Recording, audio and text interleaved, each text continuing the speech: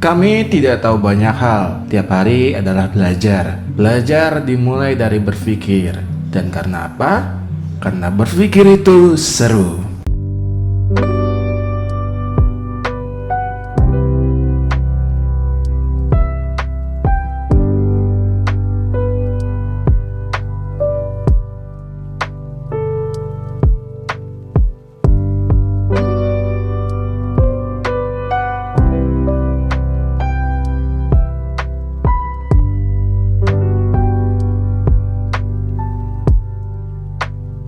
Selamat datang di podcast Coba Cerita dalam segmen Berpikir itu Seru.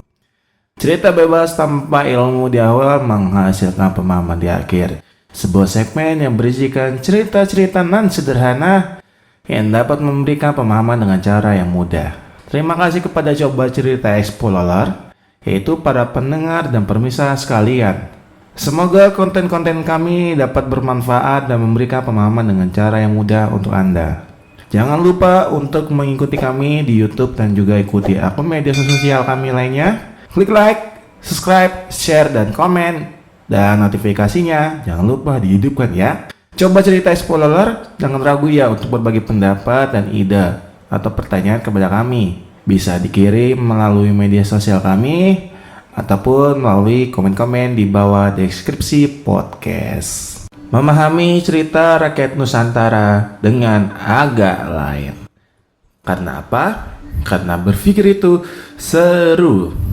Para explorer pernah dengar kan dongeng-dongeng atau cerita rakyat Nusantara dari berbagai macam daerah? Wah.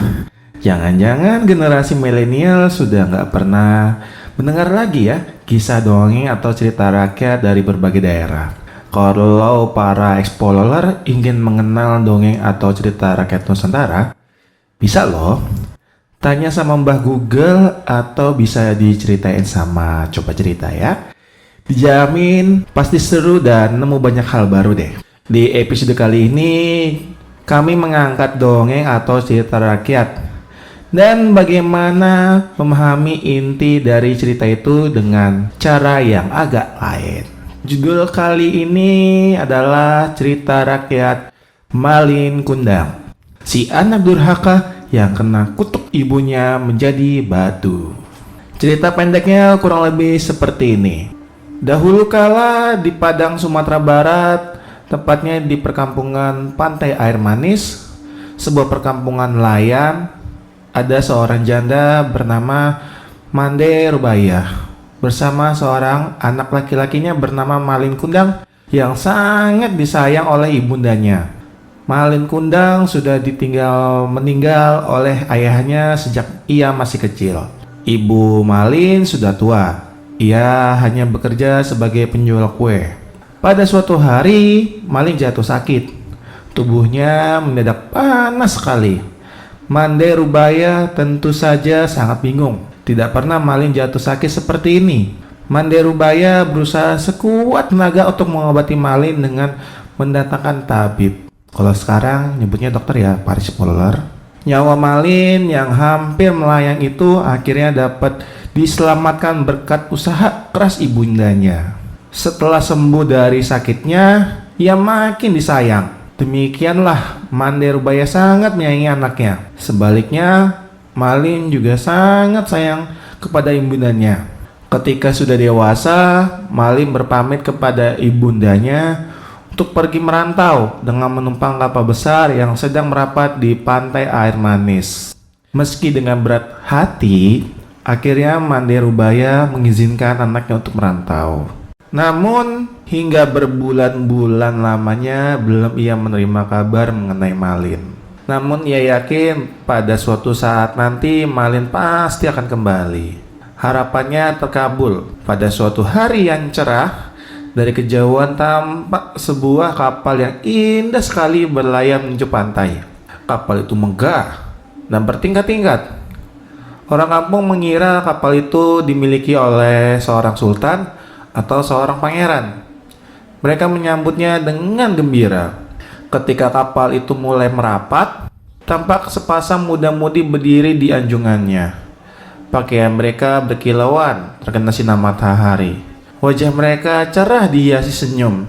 Mereka nampak bahagia karena disambut dengan meriah. Mande Rubaya ikut berdesak-desakan melihat dan mendekati kapal tersebut. Jantungnya berdebar sangat keras. Dia sangat yakin bahwa lelaki muda itu adalah anak kesayangannya si Malin Kundang. Belum lagi tetua desa sempat menyambut. Ibu Malin terlebih dahulu menghampiri Malin. Ia langsung memeluk Malin erat-erat seolah takut kehilangan anaknya lagi. "Malin, anakku!" katanya menahan isak tangis karena gembira. "Mengapa begitu lama engkau pergi, nak, tanpa memberi kabar kepada ibundamu?" Malin terpana karena dipeluk wanita tua renta yang berpakaian compang-camping. Ia tak percaya bahwa wanita itu adalah ibundanya. Seingat Malin ya, ibundanya itu adalah orang atau seorang wanita yang berbadan tegar, yang kuat menggendongnya kemana saja. Sebelum dia sempat berpikir dengan tenang, istrinya yang cantik itu meludahi sambil berkata, "Cuy! Wanita buruk, inikah ibundamu? Mengapa kau berbohong padaku, Malin?" Mendengar kata-kata istrinya, Malin Kundang mendorong wanita itu hingga terguling ke pasir. Mande Rubaya hampir tidak percaya pada perlakuan anaknya. Ia terjatuh, terdedu sambil berkata, "Malin, Malin, anakku, aku ini ibumu, nak." Malin Kundang tidak menghiraukan perkataan ibundanya. Pikirannya kacau karena ucapan istrinya. Seandainya wanita itu benar ibundanya, dia tidak akan mengakuinya. Ia malu kepada istrinya. Melihat wanita itu beringsut hendak memeluk kakinya, Malin menendang sambil berkata, "Hai perempuan tua, ibuku tidak seperti engkau, melarat dan dekil." Wanita tua itu terkapar di pasir. Mande Rubaya pingsan dan terbaring sendiri. Ketika ia sadar, pantai air manis sudah sepi. Di laut, dilihatnya kapal Malin semakin pergi menjauh. Hatinya perih, ditusuk-tusuk, tangannya ditadahkan ke langit. Ia kemudian berseru dengan hatinya yang pilu, "Ya Allah yang Maha Kuasa, kalau dia bukan anakku, aku maafkan perbuatannya tadi. Tapi kalau memang dia benar anakku, Malin Kundang, aku mohon keadilanmu ya Allah." Tidak lama kemudian, cuaca di tengah laut yang tadinya cerah mendadak berubah menjadi gelap.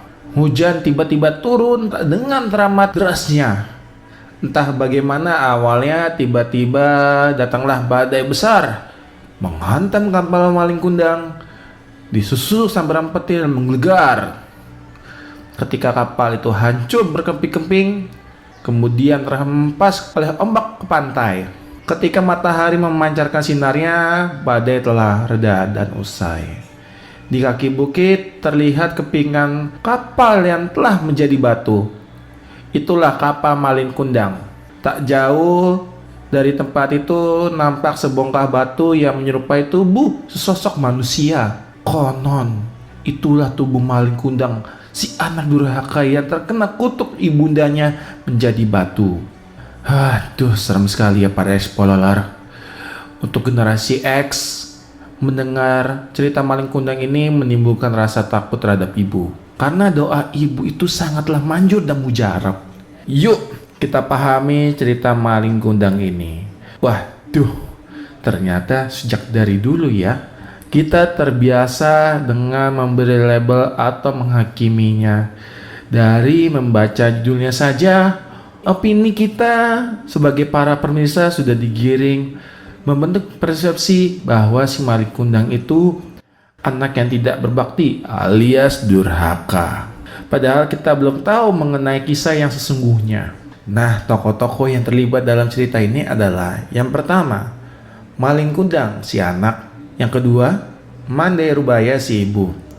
Yang ketiga, istri Malin. Kita dapat mengambil sebuah kesimpulan bahwa beliau ini berasal dari keluarga yang sangat kaya raya. Karena datang dengan sebuah kapal yang indah, megah, dan bertingkat-tingkat. Dan membuat orang kampung mengira kapal itu mirip seorang sultan ataupun seorang pangeran. Latar belakang kehidupan Malin dan ibunya. Tidak mempunyai harta sehingga Malin ingin pergi merantau. Pastinya agar bisa hidupnya lebih baik dan berharta. Emosi yang tergambar dari tokoh Ibu Malin ini adalah emosi yang negatif, yaitu tidak bersyukur atas apa yang dimiliki, sehingga dirinya hanyalah penjual kue. Dan inilah yang menular ke si Malin, sehingga muncul niat pergi merantau atau mengubah nasib untuk mengubah hidupnya agar menjadi lebih baik. Para spoiler, di sini kita punya asumsi sendiri ya. Boleh disimak. Asumsi. Di perantauan, Malin bertemu dengan putri yang sangat cantik, pastinya anak orang kaya ya. Otak Malin bekerja dan menghasilkan rasa atau emosi malu, sehingga Malin bertindak untuk menyembunyikan asal-usul dirinya sendiri, alias berbohong. Yang kedua, selama ditinggal Malin, ibundanya juga memiliki emosi negatif, yaitu rasa takut. Takut tidak bisa bertemu lagi dengan anak yang sangat ia sayangi. Yang ketiga, ketika kapal megah yang dinaiki oleh Malin dan istrinya sedang merapat, kemudian si ibu memeluk kakinya Malin, ya mengakibatkan si istrinya Malin kaget. Kalau dipikir-pikir dengan era sekarang agak susah dicerna ya para spoiler. Karena kalau dikondisikan dengan keadaan sekarang ya, apabila ada orang kaya yang sedang berpergian, pastinya dikelilingi oleh para penjaga atau bodyguard. Sepertinya Malin dan istrinya ini juga memiliki bodyguard pada zaman itu ya, sehingga agak sulit dipercaya kalau si ibu bisa langsung memeluk kakinya Malin. Yang keempat, mungkin yang menolak si ibu ya para bodyguardnya itu sendiri ya. Inti ceritanya, pertama, sebenarnya untuk menumbuhkan rasa sayang, rasa hormat kepada orang tua, khususnya ibu ya. Tetapi metode atau pendekatan yang dipakai adalah dengan menumbuhkan rasa takut. Seharusnya cerita dibungkus dengan kisah seorang ibu yang janda, hidup dengan berserah diri, bersyukur dan memiliki keyakinan teguh bahwa Allah Subhanahu wa Ta'ala telah mengatur kisah hidup dirinya dan anaknya Malin. Yang kedua, dengan mengajarkan cara berpikir dan menghasilkan emosi yang positif, maka akan tertular ke Malin emosi positif tersebut sehingga Malin dewasa dapat berpikir baik dan tidak menghasilkan emosi negatif, rasa malu yang dapat menyebabkan kebohongan ke keluarga istrinya tersebut. Para spoiler, seru ya, karena berpikir itu seru. Sampai jumpa lagi di dongeng atau cerita rakyat Nusantara lainnya. Para spoiler juga boleh kok memberi saran ke kami untuk memahami dongeng atau cerita rakyat lainnya. Nanti kita bisa ulas bersama-sama dan kita cerita bareng-bareng.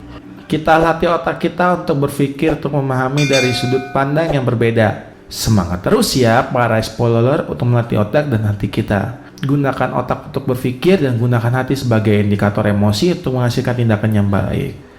Para spoiler, dengan episode ini sudahkah kita menganggap bahwa berpikir itu sebenarnya menyenangkan ataupun seru? Simak terus ya episode berikutnya. Terima kasih kepada tim Coach 17 Konsultan.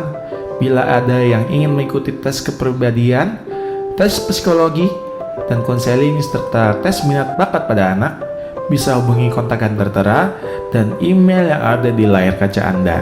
Oke ya, sekian dulu untuk cerita kali ini. Sampai bertemu lagi di episode berikutnya. Salam cerita seru. Dadah.